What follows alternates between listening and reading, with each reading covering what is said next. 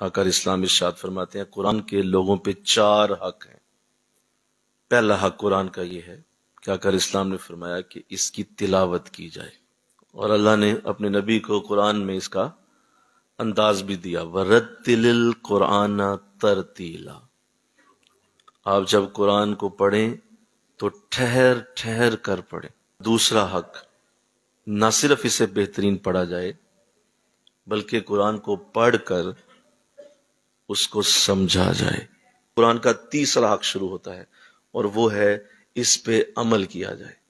قرآن کا چوتھا حق یہ ہے نہ صرف اسے پڑھا جائے، نہ صرف اسے سمجھا جائے، نہ صرف اس پہ عمل کیا جائے انشاءاللہ کہو، بلکہ قرآن کو پھیلایا جائے۔ آقا اسلام نے فرمایا بلغوا عنی ولو آیا، اگر کسی کو ایک آیت بھی آتی ہے اسے آگے پہنچائے۔ جو اس قرآن کی طرف لوگوں کو لائے گا، کسی اور کی ہدایت ہو نہ ہو، اس کی ہدایت ہو جائے، وہ کامیاب ہو گیا۔